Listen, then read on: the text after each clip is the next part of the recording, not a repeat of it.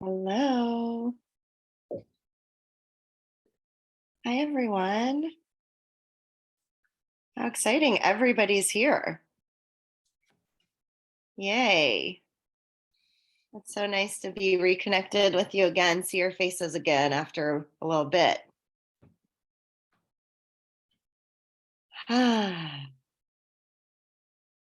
Welcome. Is this everyone, Christine? This is everyone. Yeah, there's 6 of you. Excellent.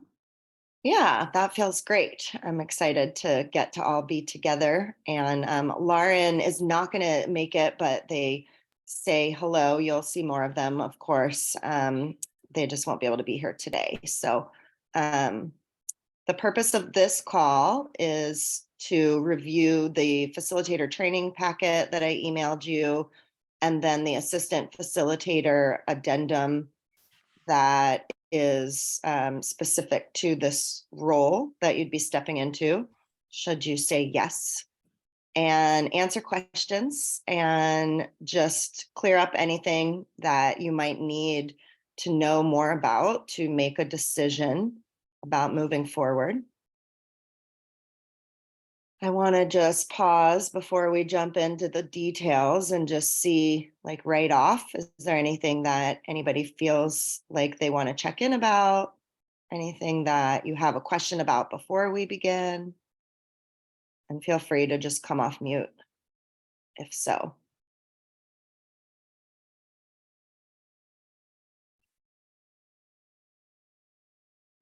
All right, that was easy. My voice is a little raspy and my internet is a little spotty. And we're just going to make do with what we've got here.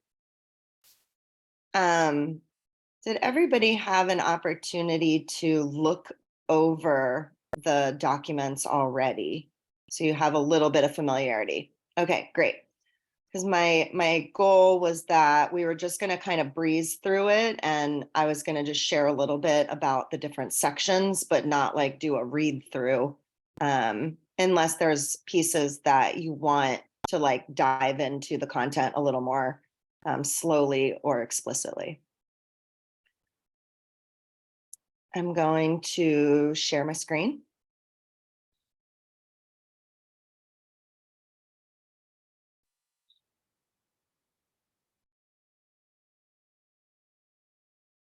So this is the trainer packet for 2023. One thing to note is that we do our cycle in June because that's when Lauren and I started at the helm a couple of years ago and rewrote the facilitator packet from what it used to be and started our cycle in leadership. So this is a agreement that goes from June of 2023 to June of 2024. And then so far each year it's changed slightly just based on, new learnings, things that new roles that came up, things like that. So the heart of the role has remained the same and some of the details change each year. Heather, the ornament behind you makes it look as if you have a tiara on your head, and it's very cute. It's my crown. Yeah, just wanted to offer that. So the contents here, just going through each of the different pieces. These are the guidelines of facilitator. The first part of this just more speaks to the general role as a BFW facilitator, what the guidelines are, and just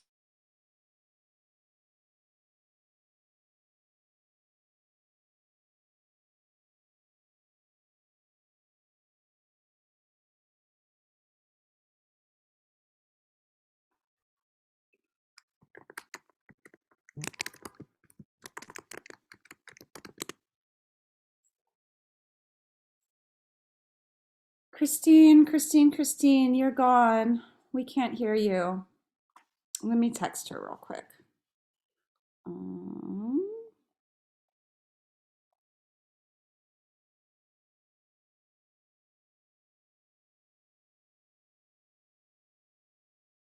Oh, she's really gone. Okay. Oh, Okay. goodness. Sorry about that. Now I know not to lead a class from this location. Thanks for offering that. I'm at a friend's house right now and I'm traveling, so that's why it's a little wonky. Okay, everybody hear me now? Okay.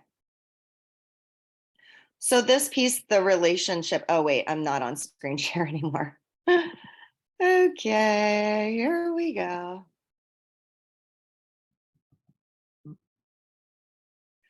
This outlines the relationship between Birthing from Within and facilitators, mainly just stating that facilitators are independent contractors, that they're not employees. And so there's a lot of different rules about how independent contractors work versus employees. And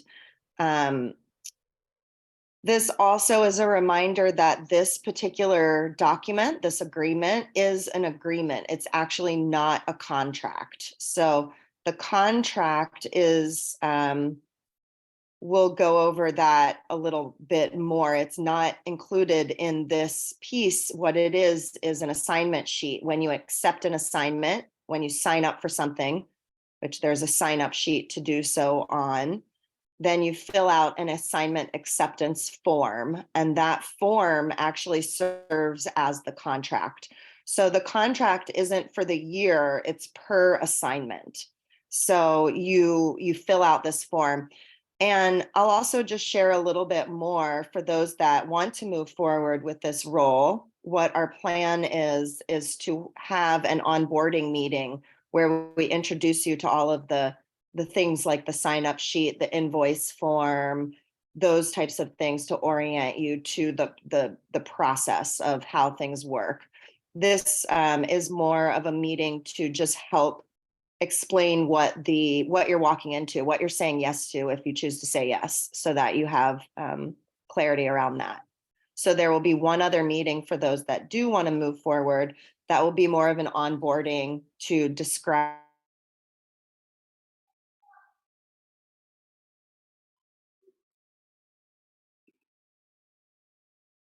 assignment acceptance form serves as the actual contract. This agreement is simply that, an agreement. And that's what this piece says. And there's a link here to the sign up sheet. This is the sheet that contains all of the different roles that are available, what the dates are. There's some things that have dates scheduled and some things where you can choose the date. And there are multiple different roles. So there's a lead role, there's now an assistant role, and there's also an observer role listed on this sign up sheet. And what it would look like is when it's time to sign up for things, you go to that sheet and put your name next to the things in the role.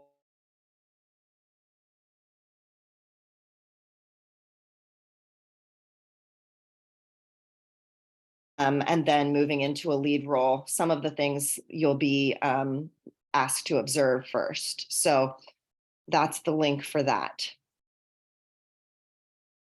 And then there's qualifications. It says here, in the event that your work quality or conduct does not meet the criteria for acceptable delivery, we may remove you from the active pool and ask that you not request work assignments for the time being. And what that's saying, so as an independent contractor, we can't do like evaluations of your work. That's not legal.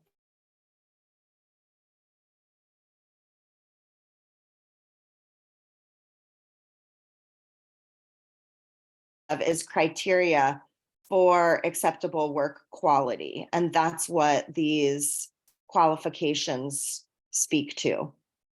So aside from being a certified CBE or doula, demonstrating a deep understanding of skilled facilitation of the processes.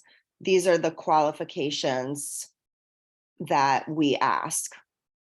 And if there was a situation where, something was coming up really short, again, as an independent contractor, you don't get fired, right? We either choose to give you work and you choose to accept work or not. So that's the kind of reframe, just for anybody, just to clarify, because honestly, this was a big learning piece for Lauren and I, in running this business, was like, okay, what are the fine line details of the legalities around independent contractors versus employees?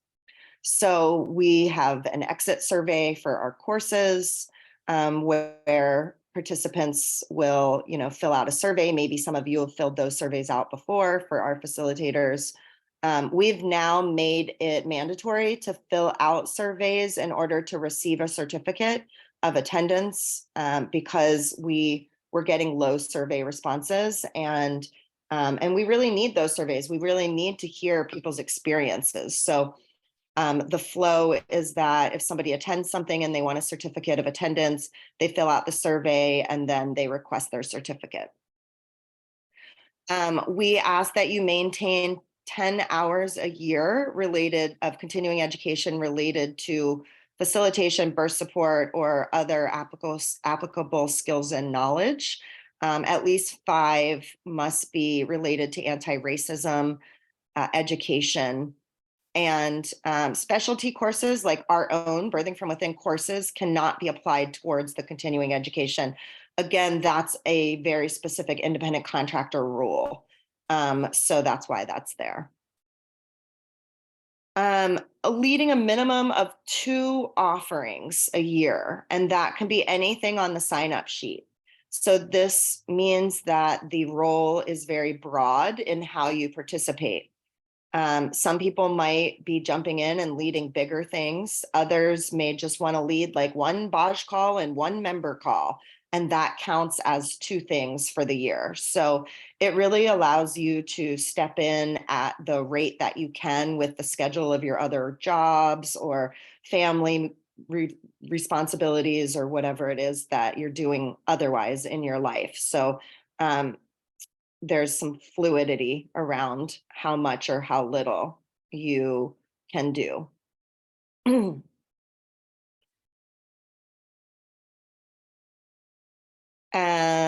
So, assignments are delivered with a level of quality that meets these criteria. Minimum attending 1 facilitator call per quarter. We have facilitator calls every month. We are happy to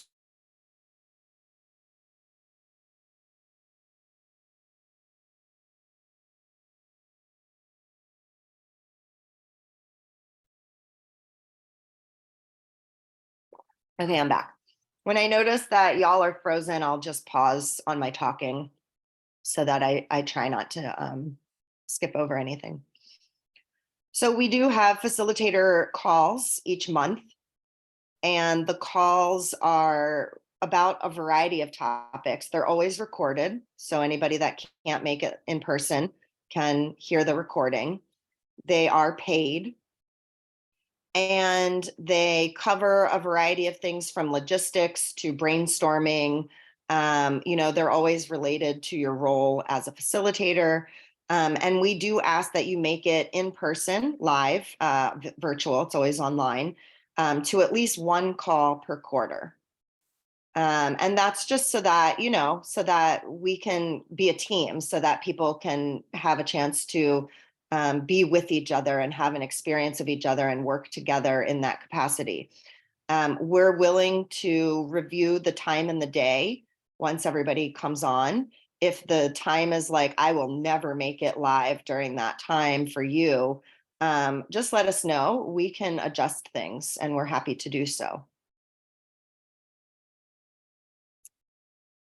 And then lastly, that you're consistently using the what are called here customer interaction tools and processes effectively. So that you're, using the Zoom meeting in a way that's appropriate for delivering an assignment, a workshop, a class, whatever it is, that you're showing up on time.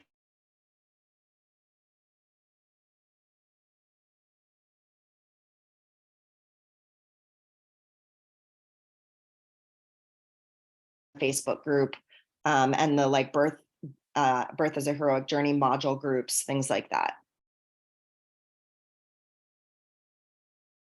And then this is the actual criteria of services delivered. So it's all pretty straightforward. Again, things like showing up on time and staying for the time that you're scheduled for, holding true to the BFW values and representing the organization in a respectable way, professional boundaries when delivering services. So, that, just to speak on that one, it doesn't mean you can't be friends or chummy with people, but just that, that stays outside of, for the most part, the actual class time, so that there's just a level of, participants and facilitators, and the boundary within that is professional. So yeah, all of these are, I think, pretty clear. Confidentiality, solution focused feedback, and then communicating with Birthing from Within leadership if there's concerns or things that need to be followed up on. And then the ways that Birthing from Within will support our independent contractors, waiving membership dues for facilitators that are active. So the once a year membership dues are free for active facilitators. You don't have to pay that. We have an online Facebook group that is for just facilitators. You don't have to be a part of that. And there won't be information that's communicated there only that isn't going to also be emailed or communicated in some other way. So it is for you if you want it, but you won't miss anything that's exclusively there, except for like if people post something like a photo or a poem or something like that. Sometimes there are, more kind of like fun things that are shared there that you might miss if you're not on there, but there won't be anything related to you being able to do your role effectively that will be shared there that won't also be shared in an email or on the call.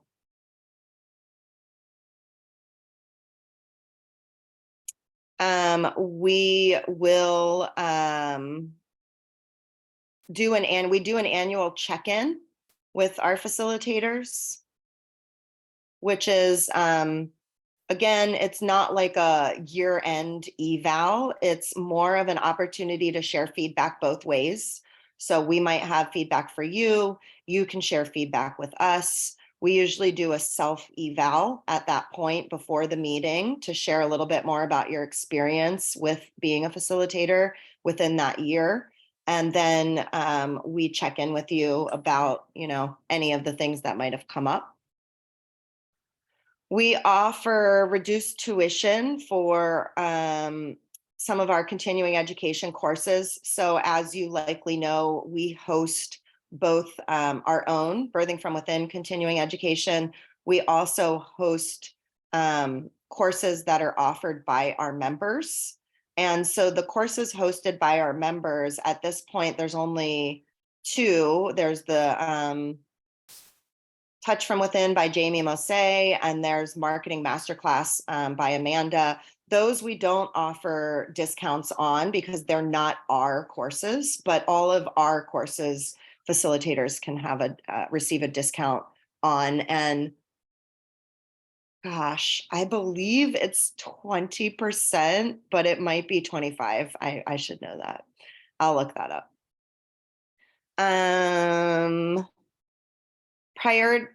Preferred priority spots and discounted fees for those hosted courses. So let's say you want to offer a course for birth workers on our platform. You get a discount a discounted fee for the marketing tiers that we offer. You also just get priority spots. So we always check with our facilitators.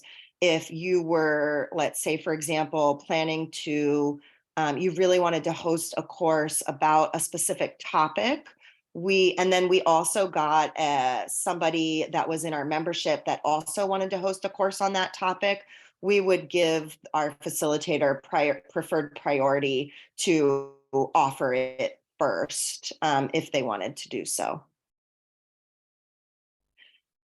The mutual feedback conversations, I already spoke to that. We will, our hope is to provide clear descriptions and expectations for the roles and tasks. So, there's things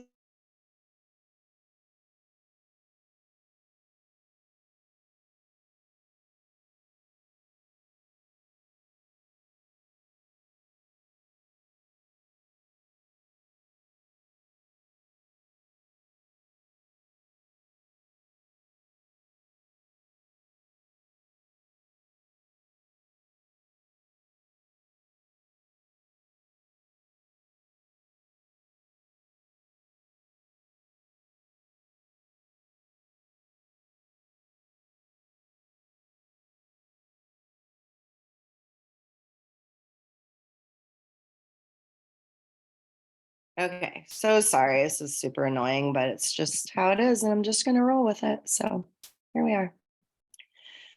I think that it cut off when I was just saying our hope is that we can provide clear role descriptions, and we welcome you to share when, when something needs more clarity. You all let us know where the work is. Our team and our participants let us know what we need to be doing next in many ways by letting us know, like, hey, this could be better, or this needs, an update. And of course, we're always looking for those things on our own, but we're going to miss stuff. Our team in leadership is 4 people. So Koyuki, Lauren, Robin in the office, and myself.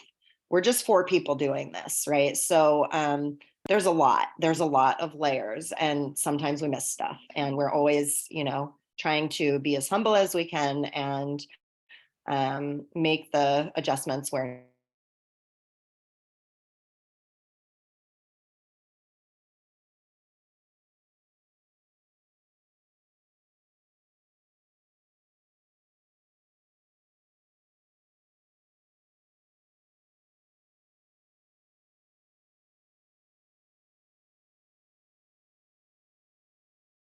this month by the 1st.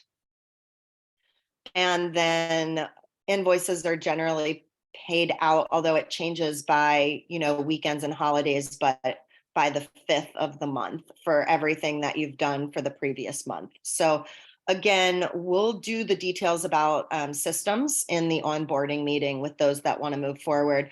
We didn't want to bog down with all of that in this call because again, this is more to just get clear about whether you want to do this or not. Okay, roles and responsibilities. These are pretty straightforward. I'm going to kind of breeze through these more quickly because everything's pretty clear here, and it just breaks down all of the different roles and what the responsibility is for each role. So there's the general lead facilitator role, the intention, the responsibilities, specific tasks and deliverables, systems and tools used. We have a crossing the threshold. Crossing the threshold for online is always 2 people that are co-leading. Now, in this new system where we will have assistants, there will be an addition of either an assistant or an observer also that may be in a crossing the threshold. But as far as who are the active leads, there's going to be 2, and again, intention, responsibilities, tasks and deliverables, all of those things. And then there's the assistant. So an assistant in this role, which would be, you, if you're going to move into this role and you want to do a crossing threshold, which by the way, it's not obligatory. You don't have to, lead or co-lead crossing the thresholds if you don't want to.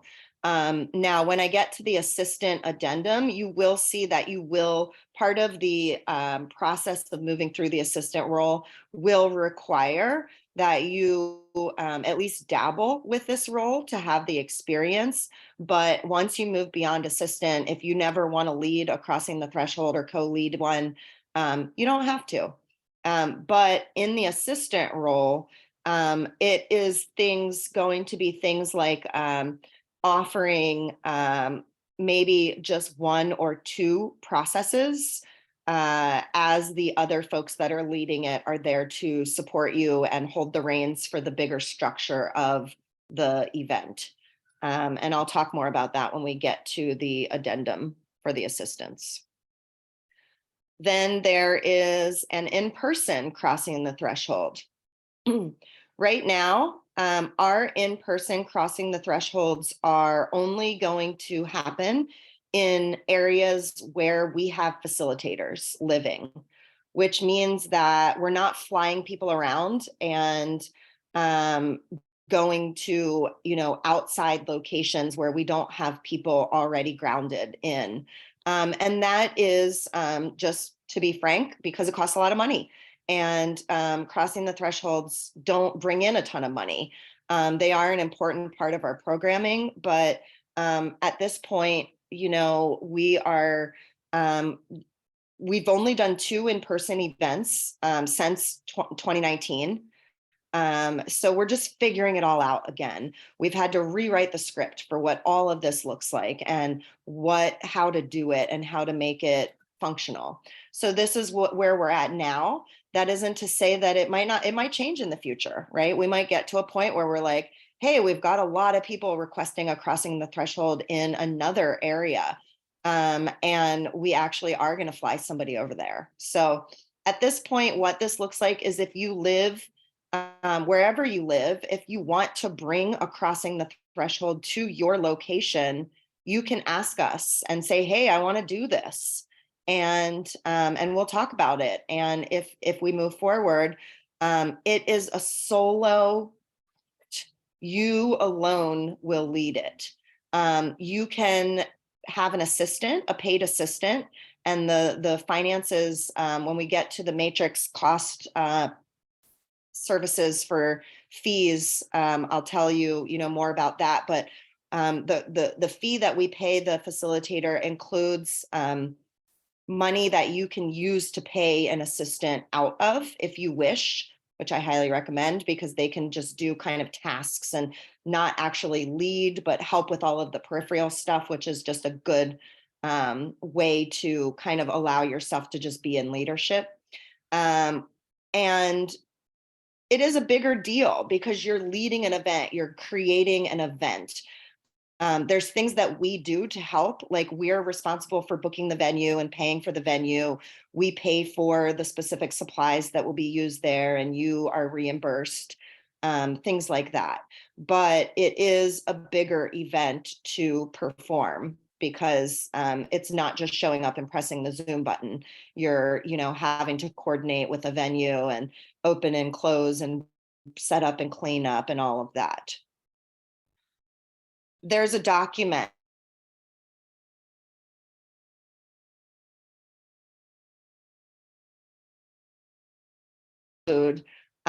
here's the document set up for an in-person CTT. It gives clarity on what those specific things that you would need to do are. There's also a document that's linked that tells you about the materials that you would need to perform a CTT. Now, one of the things that might be available to you is to be one of those assistants for one of our current facilitators that are leading an in-person CTT in their region. As you're moving into this role, you might be able to, go and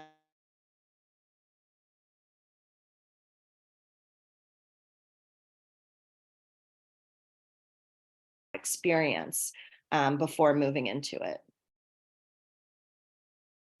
And then we have our BAJ calls. There's a call for each module, and they're 90-minute calls, and there are notes that are specific for each module call. So you're not just left on your own to like, hey, lead a call, figure it out.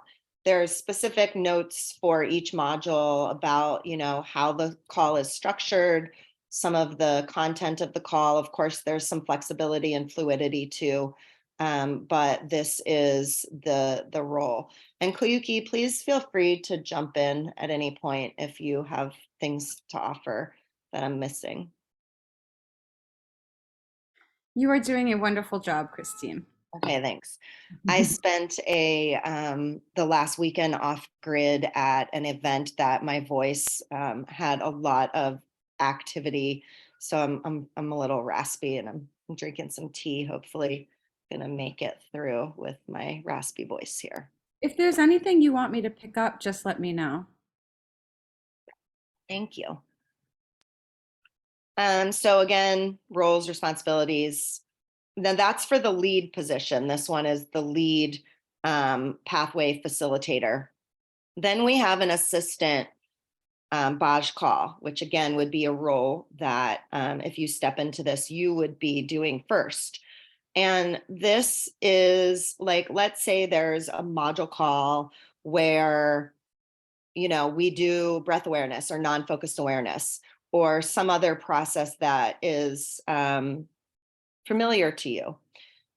This is what the assistant role would be. It would be coordinating with the lead facilitator before the call and looking at the notes and saying like, yeah, I think I'd like to step in for this piece. Or maybe they ask, hey, can you step in for leading this particular thing? So you wouldn't be leading the whole call. You would be leading a process within the call to get your toes wet, to just have the experience of doing a little bit of the leading without having to fully take the reins and be leading the entire call. This is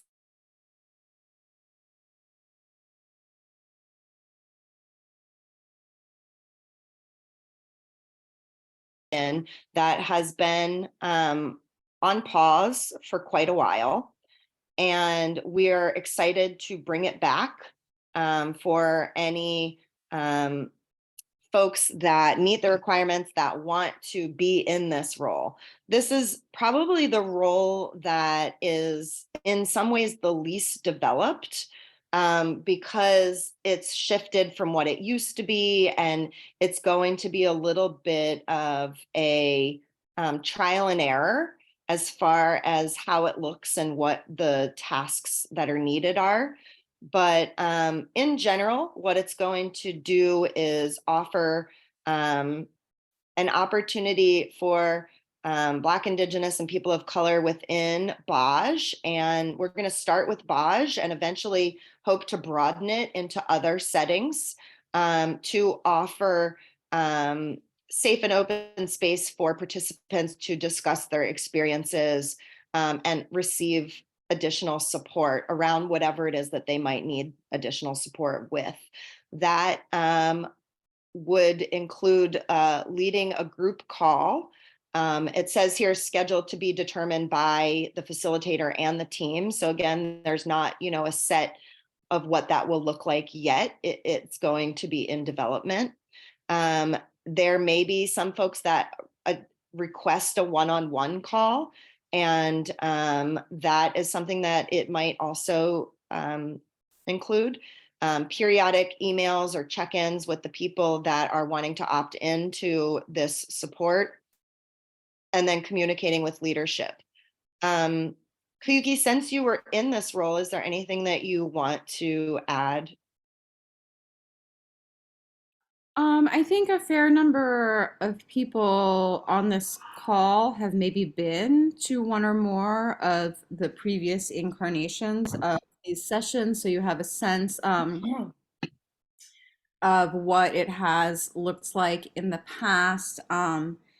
It's just a mechanism of offering extra support. It's actually somewhat rare that the extra support offered is directly related to race issues. It often just takes the form of extra support, but sometimes it is.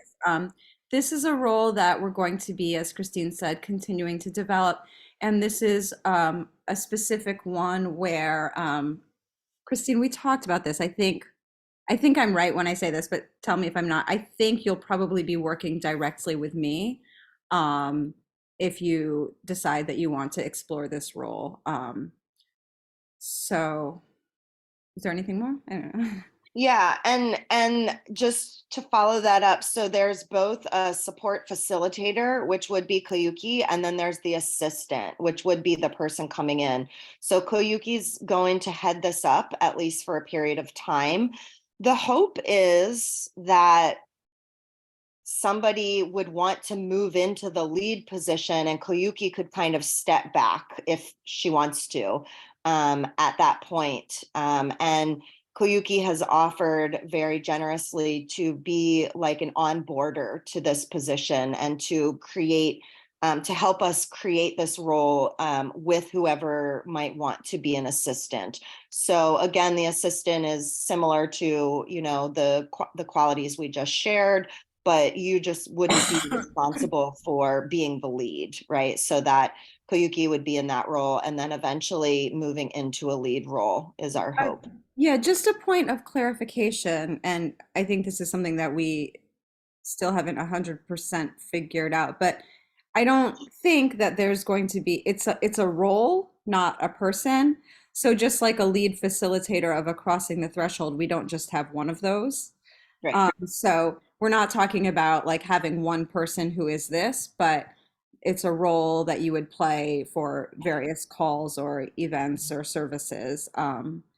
So, so we're not like doing, does that make sense? So we're not just looking for one person. This is something that any number of people could do because there will be any number of calls or events or workshops or support calls or whatever.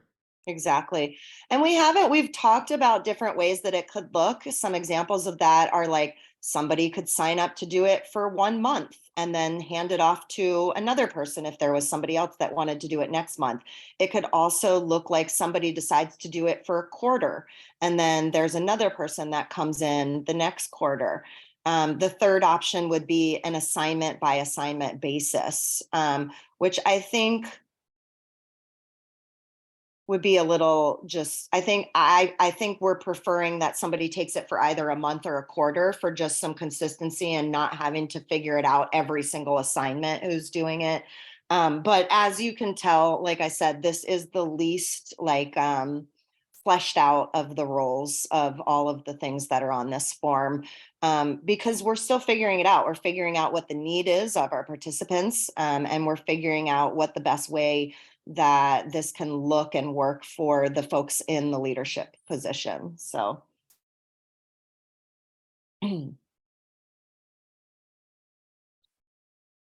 birth summary call facilitator. This is a special call that is held every month for the sole act of sharing what's called a birth summary, which is part of the requirements to become a birthing from within certified doula. So people on the certification track for doulas need to present 2 birth summaries and provide peer feedback at least 1 time.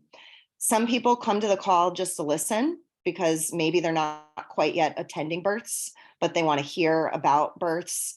It's a really cool opportunity. One of the coolest things about this role for me was getting to, through COVID, hear how people all over the world were being doulas. And, you know, we have an international group of people, of participants. So it's kind of fun because you get to hear birth stories. You get to hear how people are, you know, being doulas in a variety of capacities. And the facilitation in this call is very minimal. It's not teaching generally. It is really just holding the structure of the space.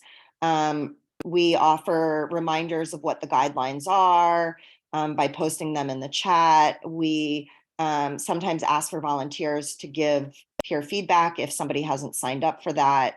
So this role is very light on the facilitation, I would say. And then we have our skills courses. These are the courses like Taming Fear, Building a Coping Mindset, Enriching Your Prenatals, the Exploring the Labyrinth for Birth.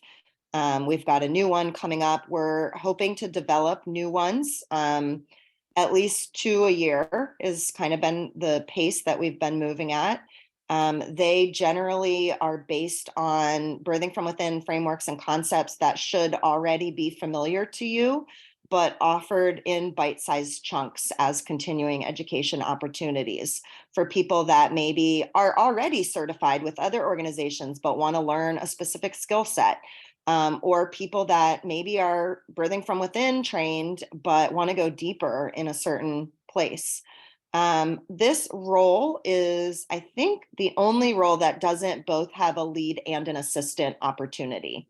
So what that means is at the point that you move into this role, if you decide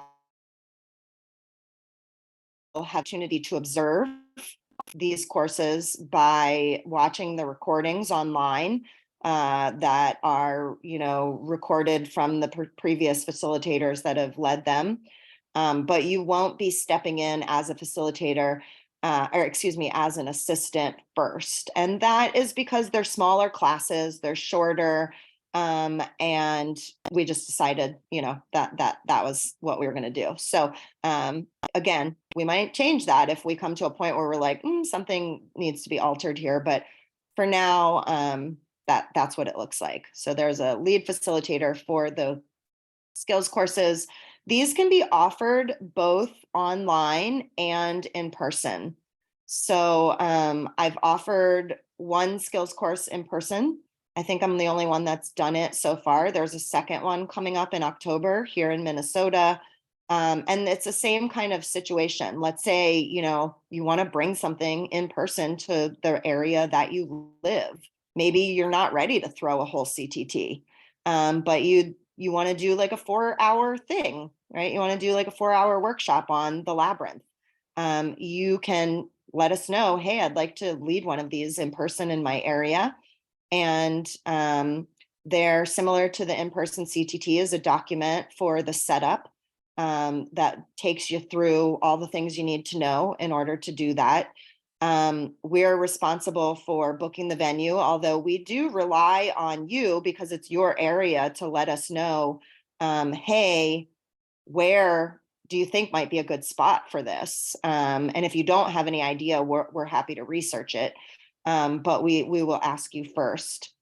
I think one of the things to really know about the in-person skills courses and CTTs is that the marketing piece is we are very much counting on and relying on the facilitator who's leading this to co-market with us, that we're going to do plenty to market. And there's actually 2 different documents that aren't listed here that you would have access to that are specifically about expectations that we have for facilitators to market.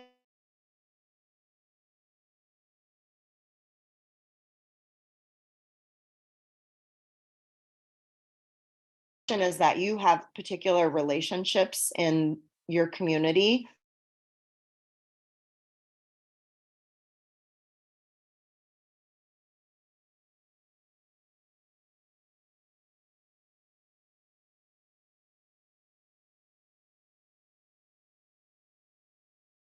Okay, then there's our monthly member call facilitator. Namrita just had the opportunity to lead a member call. Yay, Namrita.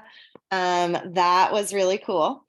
And this is a role that also does not have an assistant because it's a 1-hour call on a topic of your choice. And this is something that, should you decide to move forward, you will have the opportunity to experience. It's an opportunity to dip your toes in. It's not the general public, it's just our members that these calls are open to. They are offered as continuing education every month on rotating topics. We do offer ideas for topics. If you're like, I'm not sure what to do, we have an ongoing brainstorm of things that we have heard participants would like to hear about. But this is essentially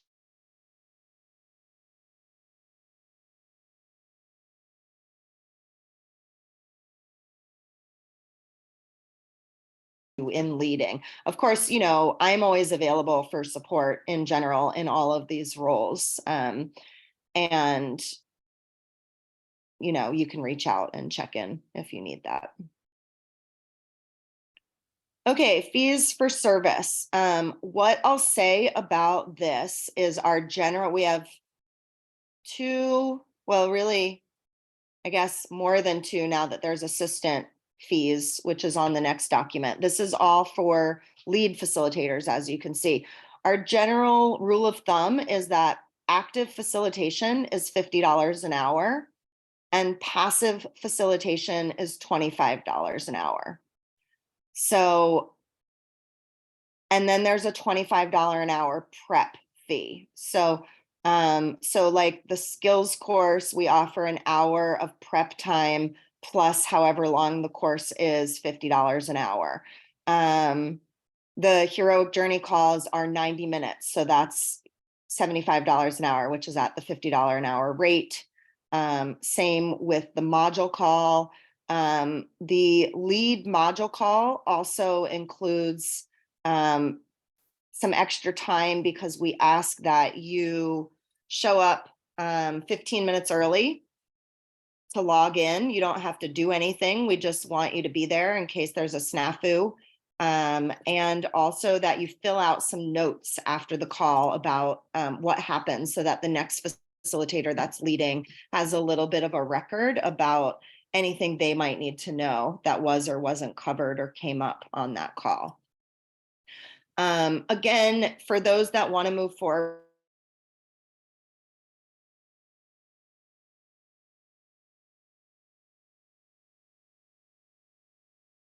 but I want to pause and just check in so far.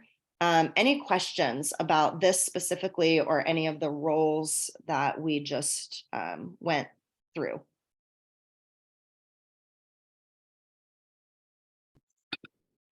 I have a question. Yes.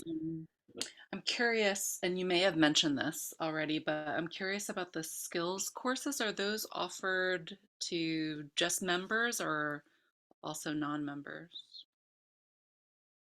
The skills courses are open for the public. Yeah. Okay, cool. They are for everybody. And generally, I'd say they are mostly new folks, often folks that haven't had an experience with birthing from within at all.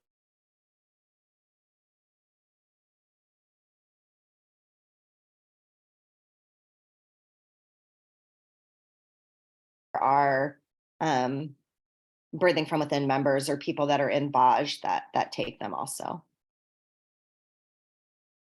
Thank you.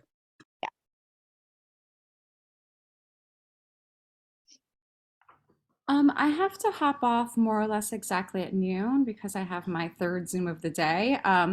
But I just wanted to check in if anybody has any specific questions for me versus general questions about the program before I do that.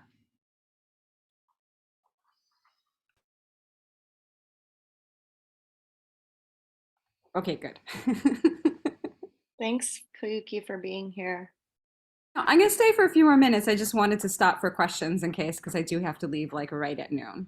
Okay, great. Just hop off whenever you need to. Okay, so there's a spot for a signature, just that you're in consent, that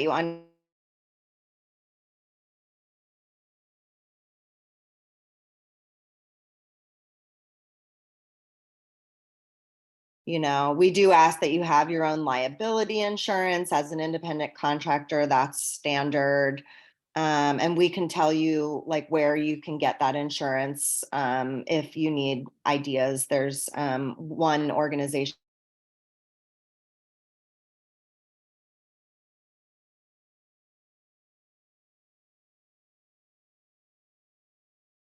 legal speak here for an agreement. Again, it's not the contract. The contract is the actual signing of the acceptance form for the assignment. So this is more of the agreement for being a facilitator overall.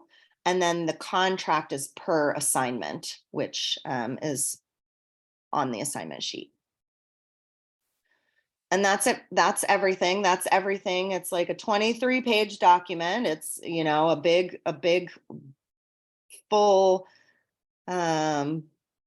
mouthful here. But we have, just found that it was important to really clarify each role, each position, all of the different responsibilities, so that people are just very clear about what's asked of them and what the responsibilities are. So this next piece is much shorter. It's just these 2 pages, or maybe not, maybe it's 3 pages. So this is the assistant facilitator agreement. So those choosing to move forward would sign both the assistant and the general agreement. And this is specifically something that we've created for this new role. What this is saying, so we had to work through a lot of different ways about like how this would look and be within the legality of the independent contractor. And so what this is the assistant role is completing these 3, 4, 5, 6, 7, 8 things. So all of the things listed in here, if you were moving into this position, you would be asked to do all of these things at your own pace. You can sign up for them as it works for your schedule on the sign up sheet. There's not a time limit that you have to do this in. We just ask that you move through it before you move into the lead role. So that includes observing in live, on a call, because the BOJ calls aren't recorded, 1 module call for each of the 7 modules. So literally observing, there's an eval form that we'll have that just you would fill out that shares a little bit about what you're seeing, what you're hearing, all of that kind of stuff. And you wouldn't be having to do anything other than that. You would be there, you would be observing. Observing a pathway call, which is the doula or CBE. So you can just choose one. The reason that we added this is that these are free-form calls. They don't have notes like the BOJ module calls. And we just wanted you to see the difference between the 2 types of calls, so that you were aware if you chose to be in the lead, like, what does that look like? What do you do?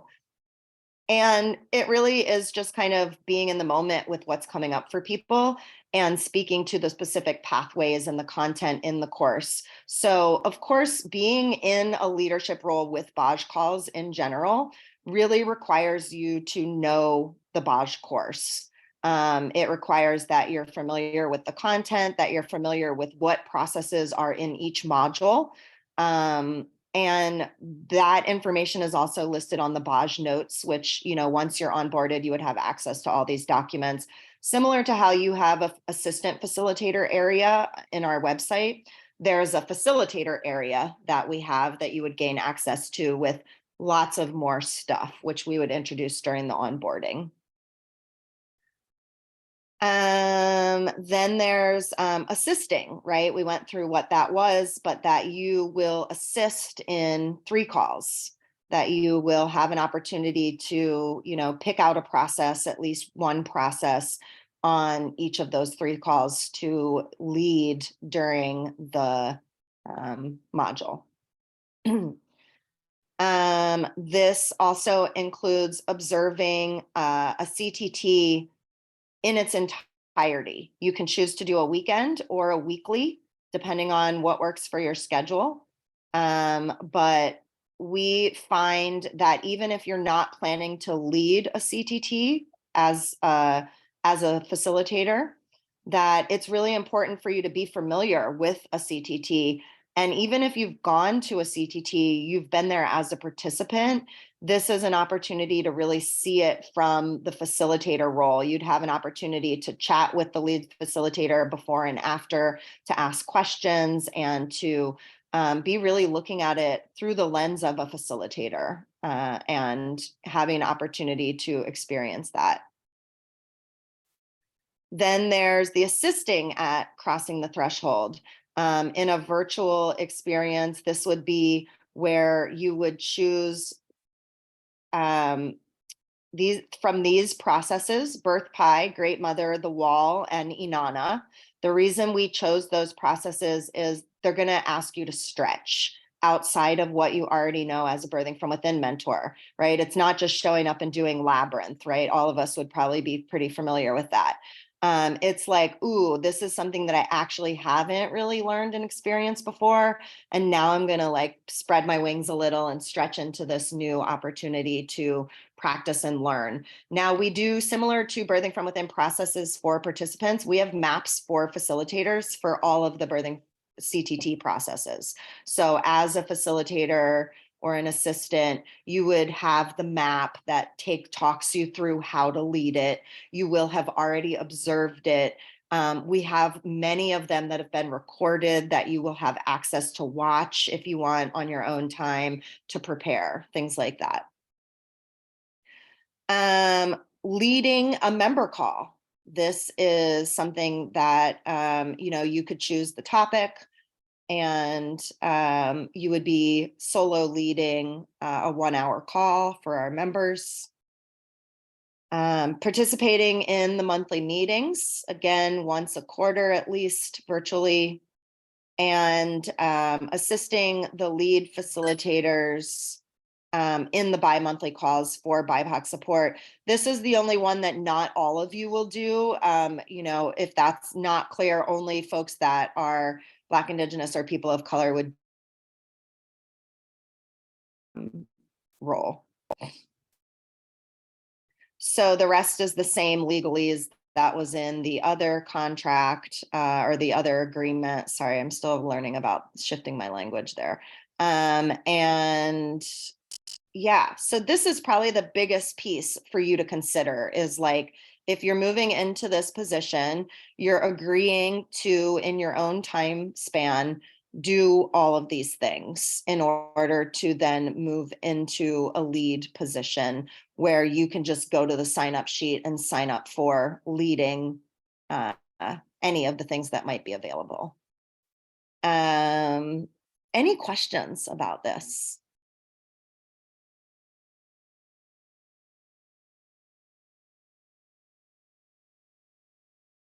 Yeah, Pam. It's just a little question, but well, I actually have a couple questions. Okay, so I assume we do all of the observing ones before we start assisting, or does it matter? Yeah, that's a good question. We didn't really add, the order that this is all in isn't necessarily the order you need to do things in. And I don't think, I'll have to check, now Kuyuki's gone, of course, now that I need her. But I would kind of come back to our team and double check about that. My feeling is that it would probably serve you best to be in the observe role before assisting, just so that you had that experience.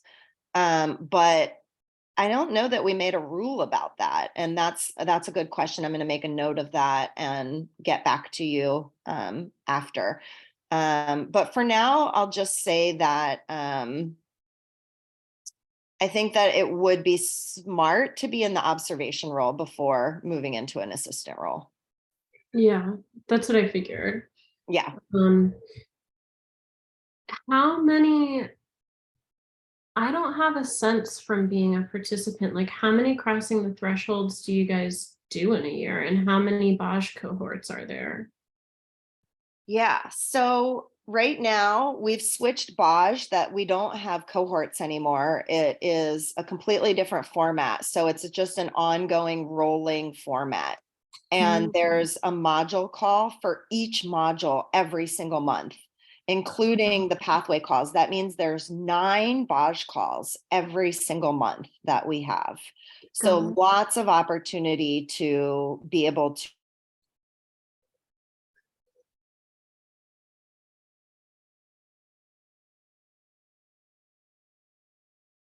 if folks are still, we did just recently, just a few months in December, we rolled out the new BAJ format. So it is still pretty new.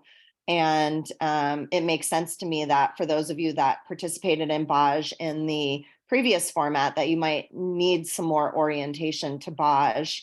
And we can definitely do that. I'll kind of assess when we know who's moving forward, where those places are that people might need a little bit more orientation around.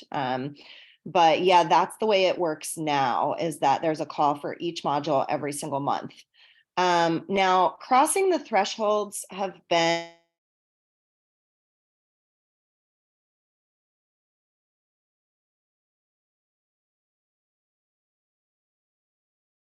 crossing the threshold every other month. And right now, for the rest of the year, we have one planned for each quarter.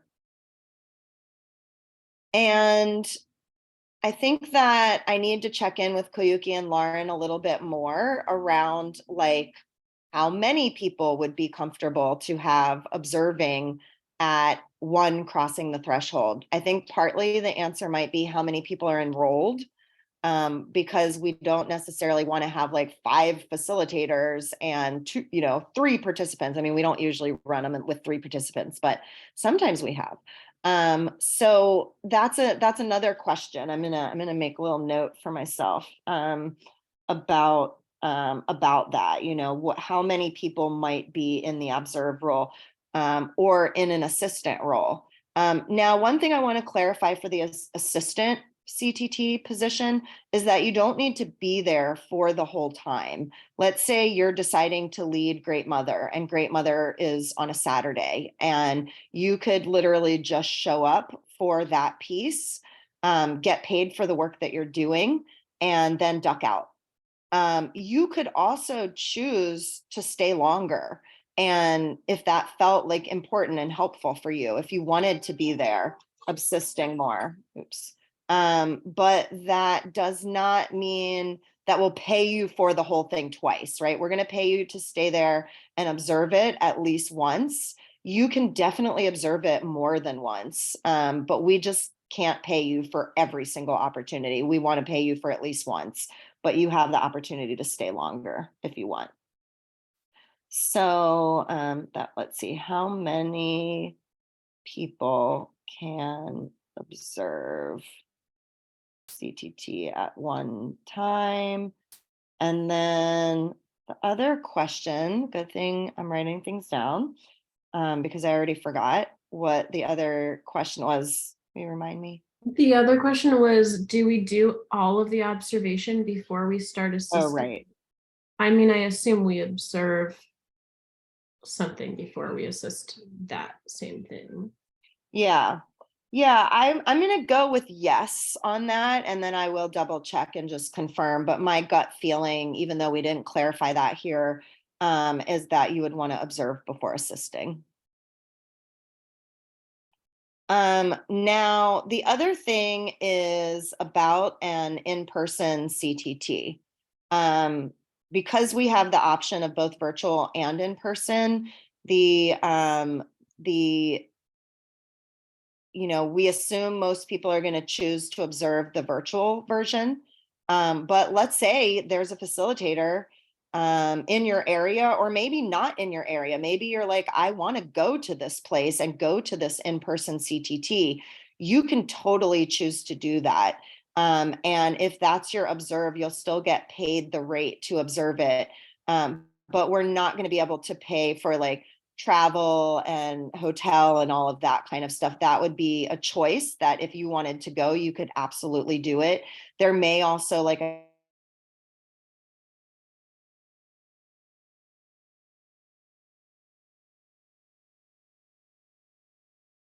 would be the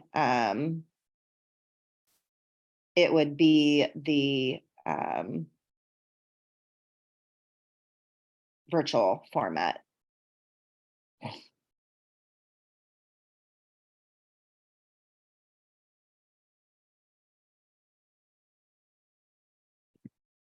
Anybody else have any questions, thoughts? I had a question. Hi, everyone. Hi. It's about crossing the threshold. Is birthing from within still doing crossing the thresholds specifically for BIPOC? Yeah, sorry, go for it.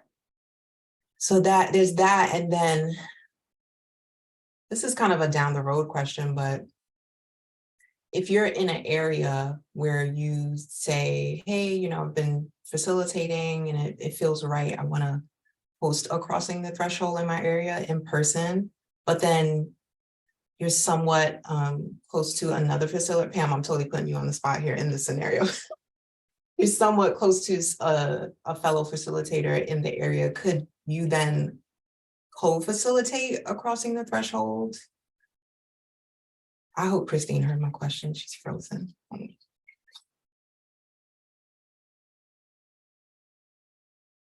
I was Hi. fantasizing about that too. Yeah. Did you hear me, Christine? You cut out for a little bit. Oh, she's still cutting out. Luann. Yeah. Are you back? I'm back. Okay.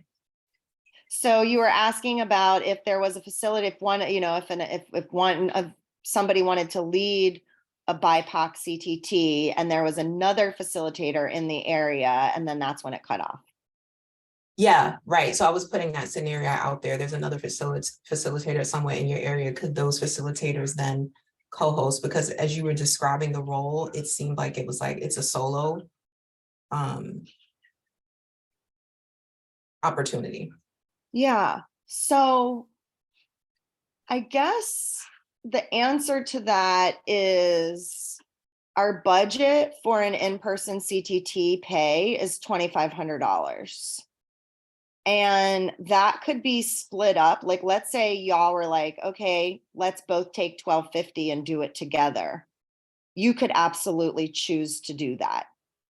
I think that, you know, what from our end, it's just a matter of what we can afford to pay to make that event happen. And if you wanted to split that role. So one of the things that a lot of the facilitators have been doing, which I say a lot, there's only been 2 in-person crossing thresholds. So the 2 people that have done it have chosen to pay an assistant $500 and their pay is the $2,000, right? So we don't actually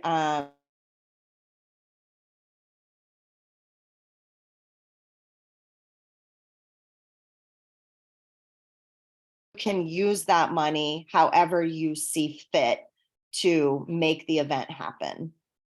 So I would say yes, if you wanted to decide to split that in some way, we don't have a problem with 2 people leading it. We just couldn't afford to pay the rate for 2 people individually. Yeah. Does that make sense? Now, our hope is that we will be doing BIPOC CTTs, and Koyuki again has offered to be the lead to host one or more than one as an opportunity for those that might want to be an assistant and move into the lead role to be able to be a guide for those of you that might want to move into the leadership position. So we do really hope to bring BIPOC CTTs back. Right now, you know, our team, aside from Koyuki, includes all white people. So we haven't been able to offer that event. And we really do want to. That is definitely something that we would love to do.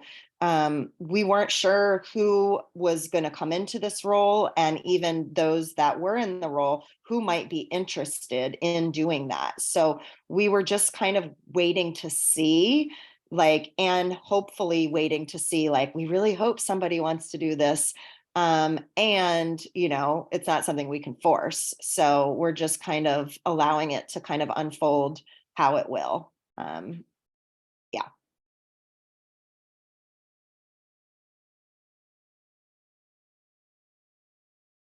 Any other questions? Yeah, how do facilitators make it work if they're like on call, like if they're still douling and doing the thing, or midwifing, I suppose, for other folks? How does that work? Yeah, it's tricky. We're still figuring that out, and there is a good amount of our team that is on call. I think there's 5, including me, 6 facilitators right now currently. And I think at least 3 of them are on call. And so we fortunately, I think only once have had a situation where, you know, somebody was at a birth, or there was a labor kind of brewing, and then they were scheduled to lead something. And generally, the way that we do that is, we reach out to each other, similar to how backup doulas work with each other, which is like, okay, is anybody available? The request is that we do that sooner than later. If you hear about, you know, a client that is going, you know, towards labor, or you have a sense like, okay, something's happening. The other thing is that we request that you're realistic about, you know, what you're signing up for, as you're being aware of your own schedule of, you know, what your on-call demands are. That you're, you know, not that you don't sign up for things if you're going to be on call that month, but that you consider that. And of course, it's a delicate balance. And the long answer is we don't.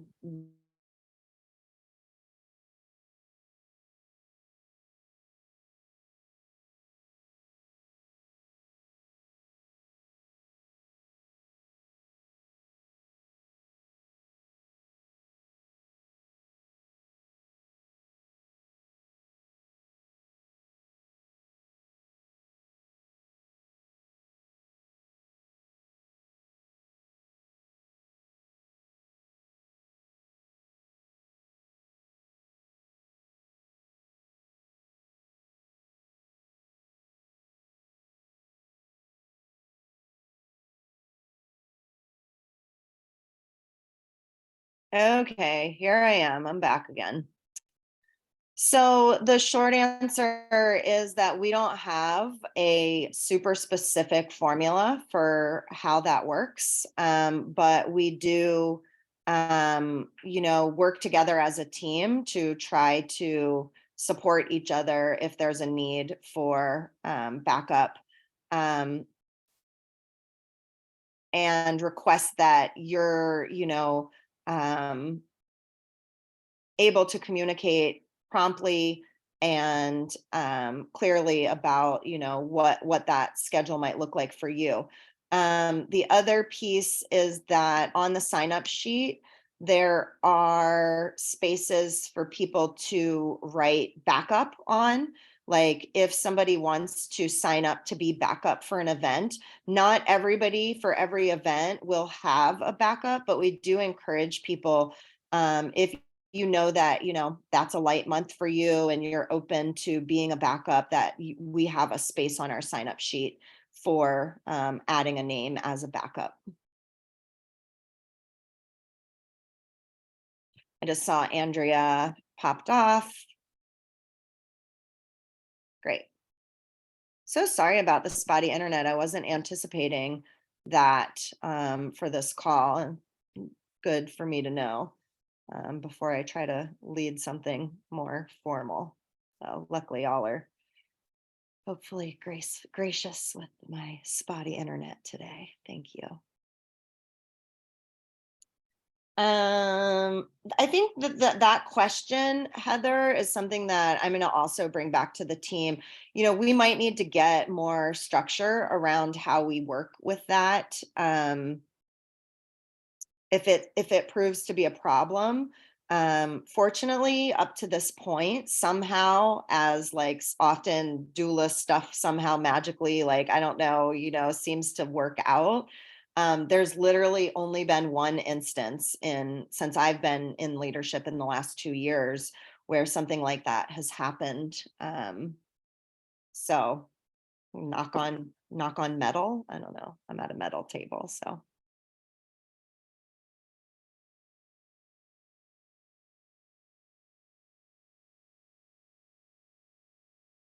Any other pieces that feel important to cover before the end of our call today?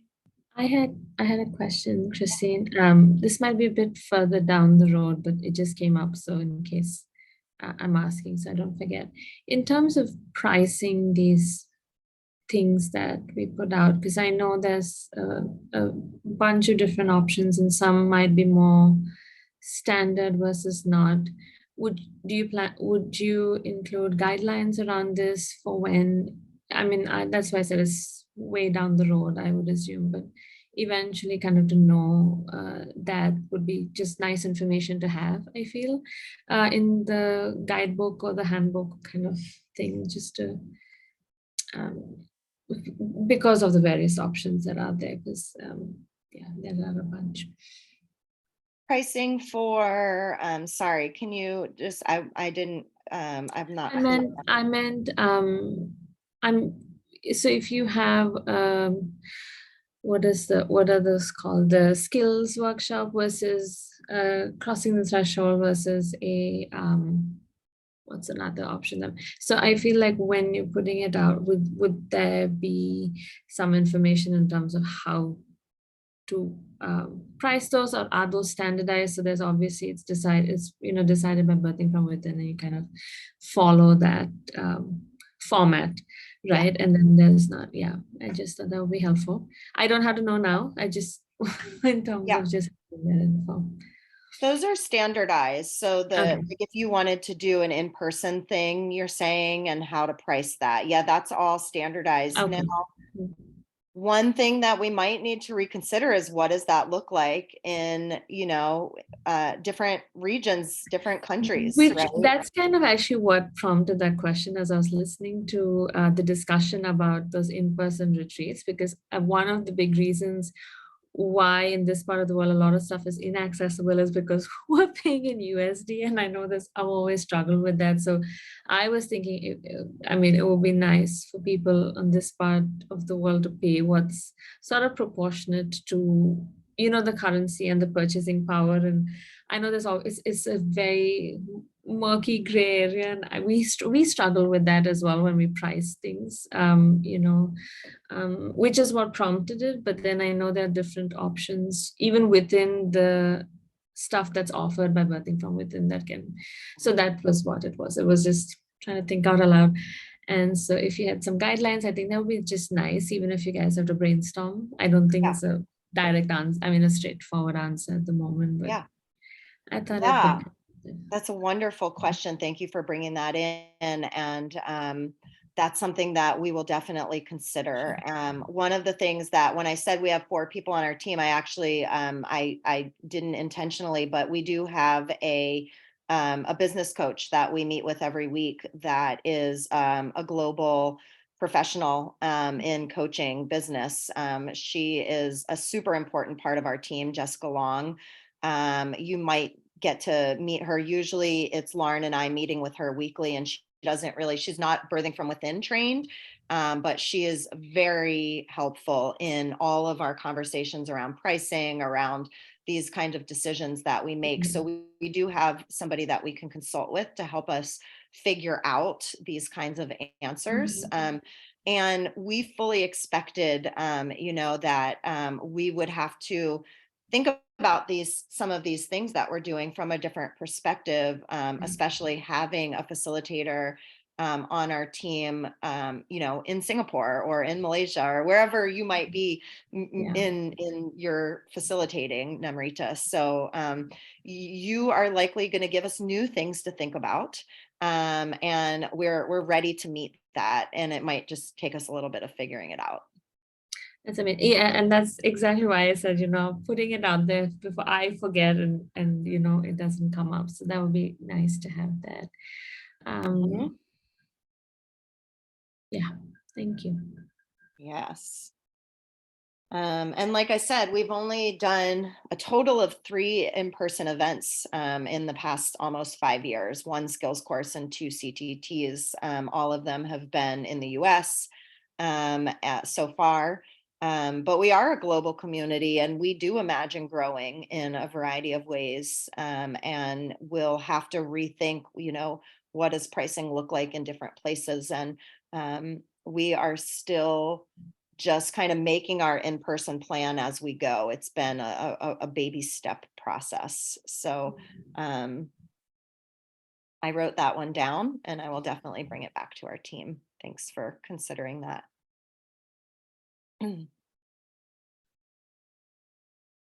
Anything else? I had one more for you, Yeah. Christine.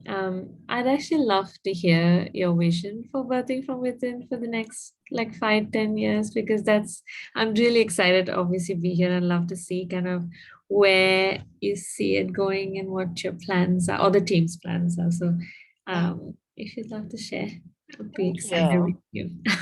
That's a lovely request. Yeah.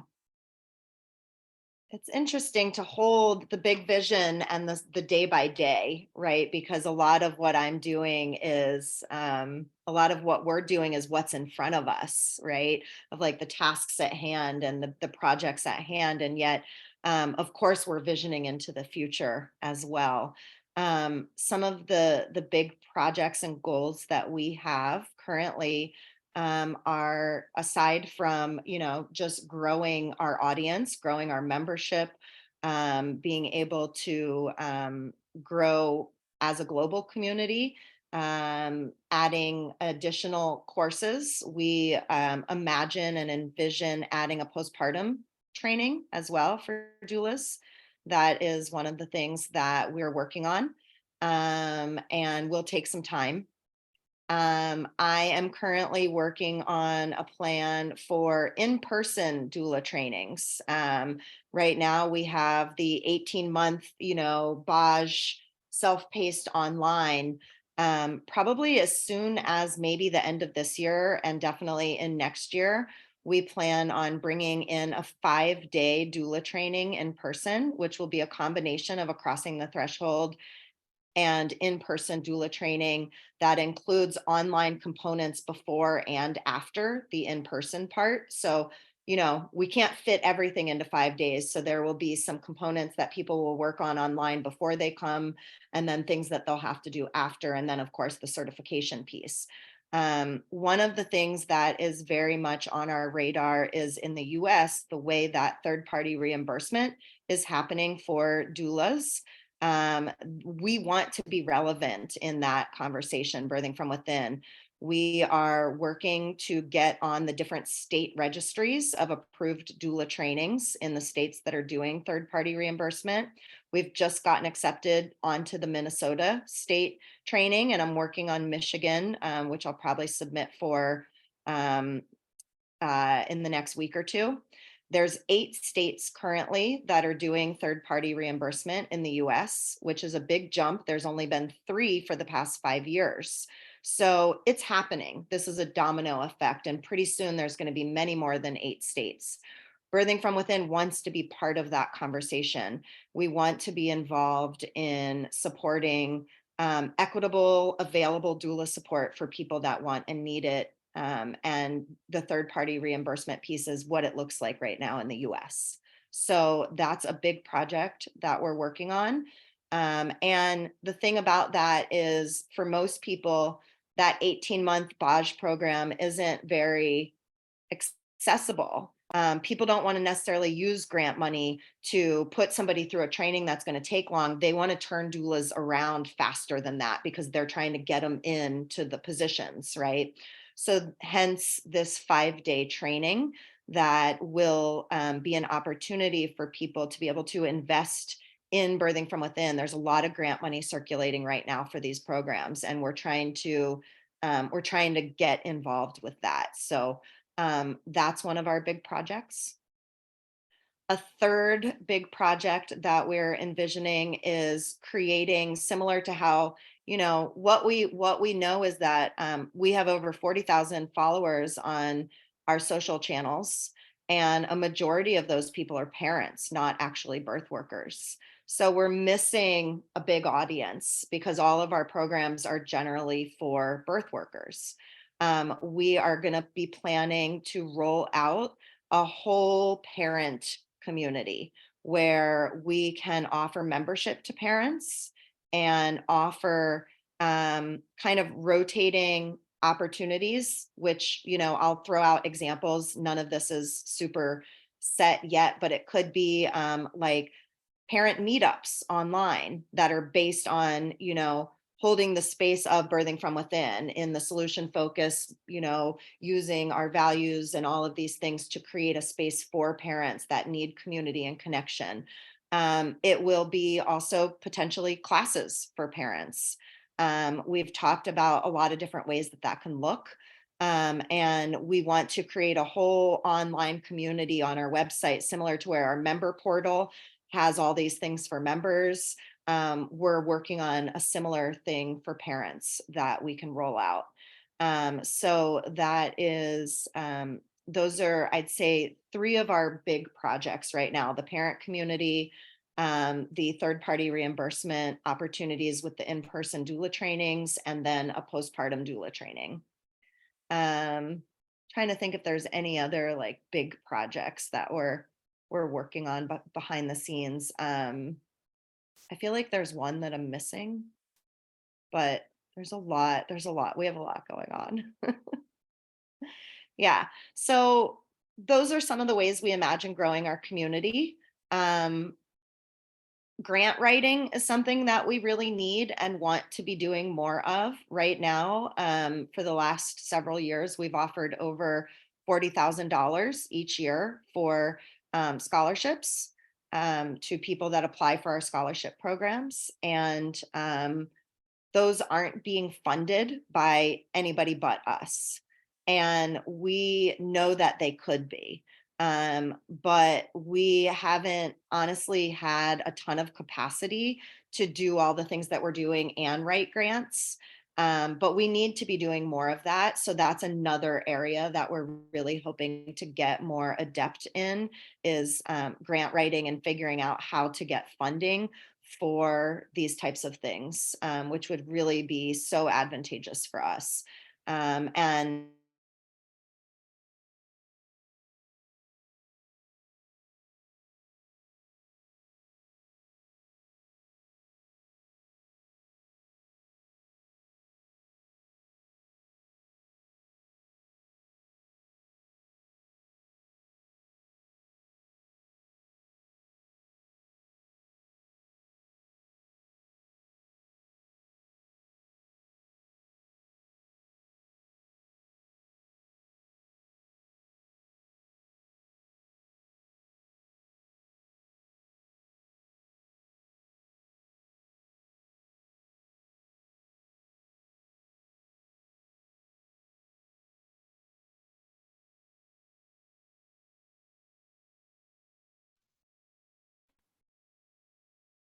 okay, here we are.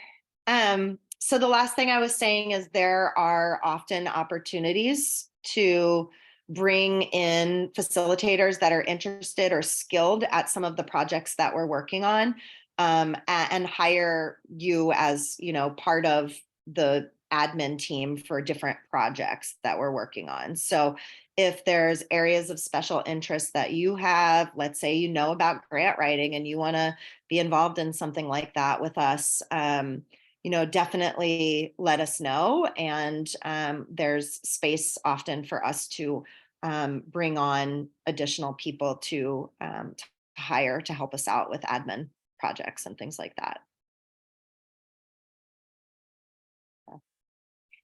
Is that kind of what you were looking for, Namrita? That sounds, yeah, that sounds really exciting because I mean, that's the reason why I joined. It's just nice to see where you're headed and kind of be part of that. And added to that, I did want to say, I think for me personally, when I'm in doula groups, and I'm in a bunch of them on Facebook, I feel like I would love for Birthing from Within to be recommended more, because I always feel like, because there's always a doula saying, hey, like I want to train somewhere, like who's, you know, what's, and it's usually the big names, and this one doesn't get as much traction. And always like I want that to, I mean, because I think that's where people ask for recommendations, always on these like forums where they're talking and getting that. So that would be nice as well to get traction. So I love that plan of doing the parenting community, but also bringing, I think, birth workers along would be nice.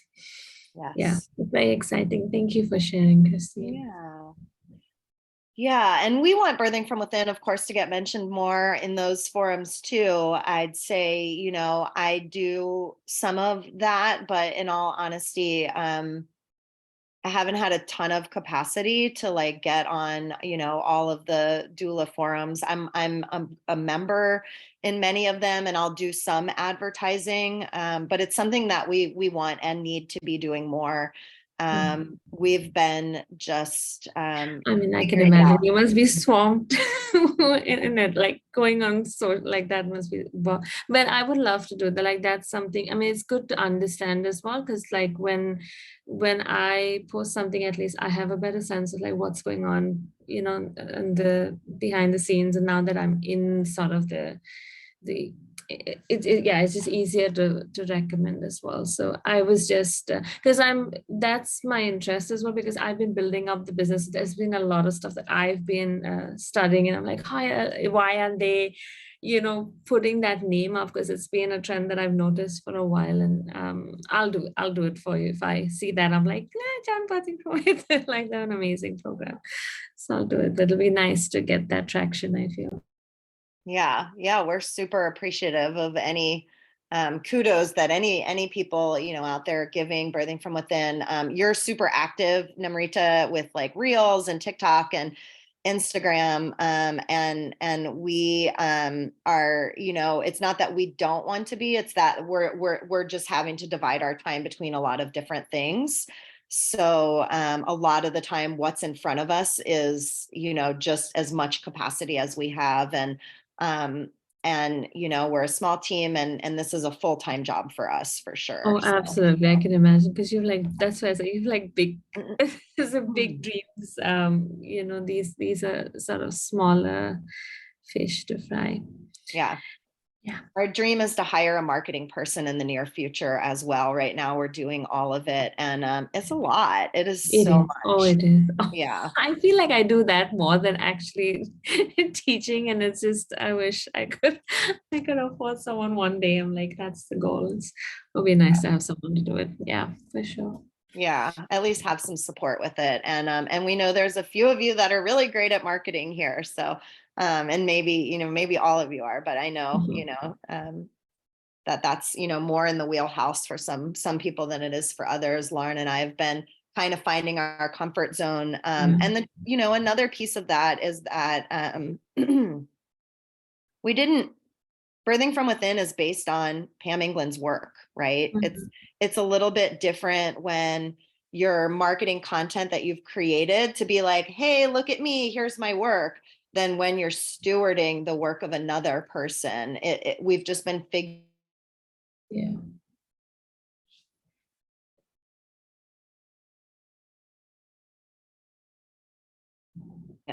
Appropriate, respectable around all of those things. So we're just kind of finding our way with it.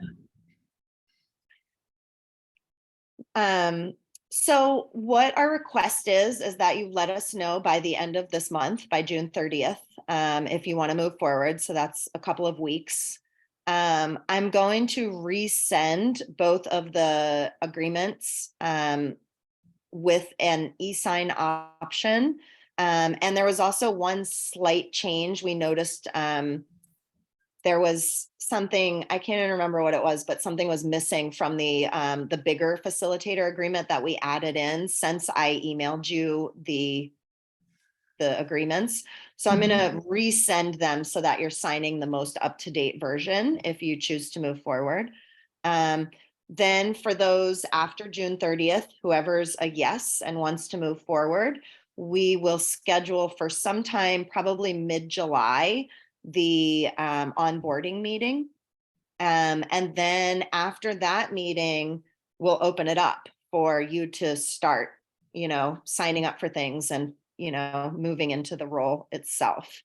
And we imagine that, more questions might come up and more orientation on certain things might be needed. So please reach out to me if there's other questions that you have, if there's things along the way that you need support with, etc. We are, available as much as we can be to help with that. Thanks for being here. It's really nice to see all of you. I've been really excited about this moment, and it feels like monumental that we did the orientation and we're at this point. This is a big deal. This is a big deal. So thank you for coming with us. Christine, I have a quick question. Would it be okay if I shared a link to an event that I'm doing with Postpartum Support International in Georgia? Yeah, please. Cool. We're doing a Black Maternal Mental Health Summit on July 15th, and we're hosting it in the state of Georgia. It's a virtual event, but we open it up to anybody to join. So if you would like to join, or if you know of anybody in your community you want to join, it's free, but there's the link. Great, thank you. And this is online. Yeah, it's a virtual summit. Okay, wonderful. I love this. Please feel free to share it in our members group if you would like. Okay. Thank you. Yeah, I think lots of people could benefit from this. So we'd love to share it with our members. And, in that way, please feel free to share resources on that page in general. Anytime you have things that you think people might be interested in, that is one of the things that we like to use that page for, is just sharing resources. So yeah. Thank you.